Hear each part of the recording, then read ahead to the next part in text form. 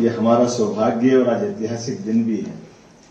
यशस्वी प्रधानमंत्री श्रीमान नरेंद्र मोदी जी के नेतृत्व में देश इस प्रकार से आगे बढ़ रहा और देखते देखते 10-12 साल बहुत छोटी अवधि में कितने बड़े बड़े मुकाम हासिल कर रहा है, ये उसका एक और नया मुकाम है। पुनः मैं आपको बधाई देना चाहूंगा इस नाते से भी।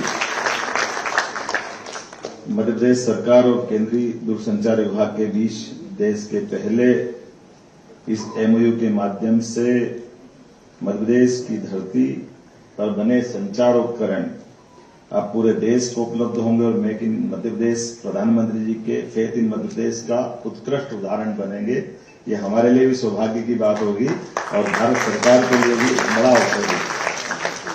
इस गौरवशाली क्षण के लिए मैं पुनः मध्य प्रदेश की ओर बढ़ते हुए दुनिया की निगाह और देश की निगाह का विश्वास कायम रखने के लिए मैं अपने अधिकारियों को भी बधाई देना चाहूंगा, जिनकी हिम्मत के साथ हम ये सारे मुकाम पर आगे बढ़ पा रहे हैं। वैसे तो मैं प्रधानमंत्री जी के लिए भी बोलना चाहूंगा कि ऐसे हीरे की पहचान जोहरी को होती है। ऐसे बड़े बड़े टारगेट और बड़े बड़े निर्णय करने के लिए मध्य प्रदेश सरकार की ओर मोदी सरकार ने जो विश्वास व्यक्त किया है, मैं 5 परियोजना की तरफ केवल ध्यान आकर्षित करना चाहूंगा।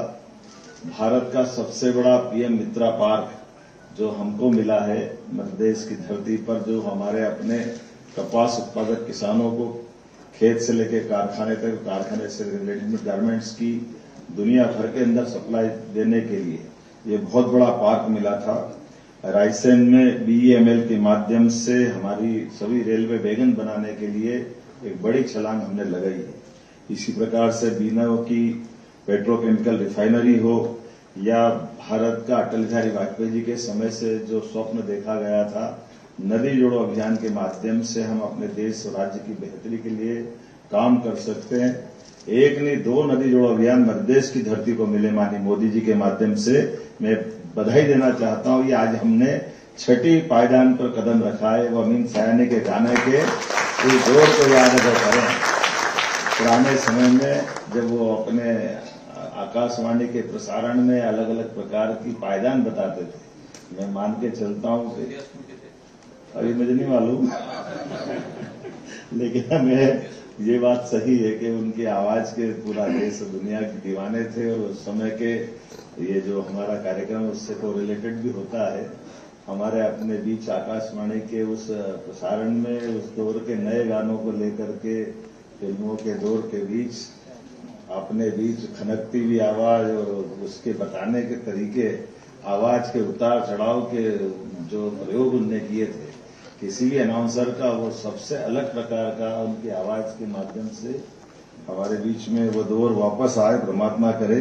लेकिन मध्य प्रदेश आज आपके साथ खड़ा होकर के अपने आप को गौरवान्वित महसूस कर रहा है। ग्वालियर की धरती पर ये नया प्रकार का आज के इस एमओयू से संकल्प होगा, जिसके कारण से सच कहूं तो ये ग्वालियर की बात कर रहा हूं तो मध्य प्रदेश के साथ आपका और मेरा जिस प्रकार से ग्वालियर के अंदर ये नया निर्णय आ रहा है, सिंधिया घराने के जमाने से ग्वालियर हमारे देश के एक अलग प्रकार की गौरवशाली अतीत को अपने हृदय में समेटे हुए, ऐसे में दिल्ली के पास एक नया मुकाम वास्तव में सच में बहुत लंबी छलांग लगाने जैसा होगा।